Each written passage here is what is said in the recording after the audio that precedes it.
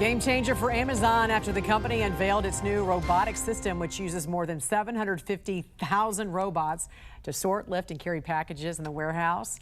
So what does this mean for the future of Amazon's human workforce? Joining us now to discuss this and more is cybersecurity expert and privacy attorney Lisa Garber. Good morning to you, Lisa. Thanks for joining us.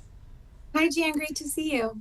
We want to start with Amazon. Now using this AI technology, the company has created a system called Vulcan, which uses robots that actually have a sense of touch. Explain how this works.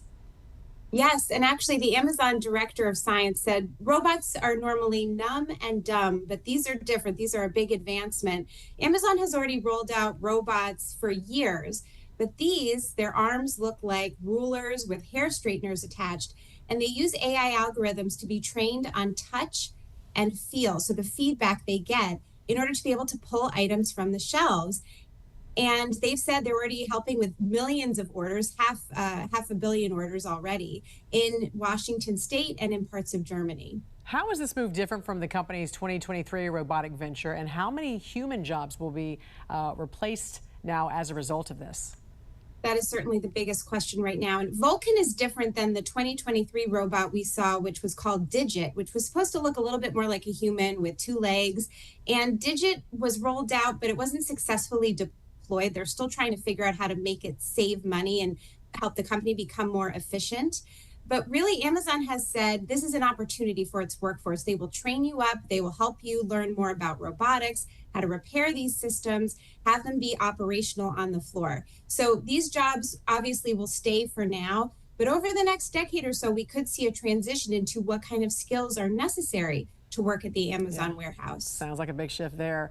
One of the largest education tech vendors, called PowerSchool, revealed a major cybersecurity breach. First, what is PowerSchool and what did these hackers steal?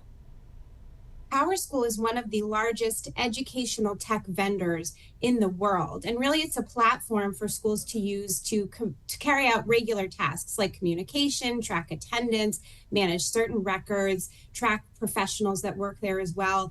And it's used in over 6,000 K-12 schools around the United States and Canada. It's really heavily relied upon to manage students and professional teachers. So you have to wonder, how in the world did this happen?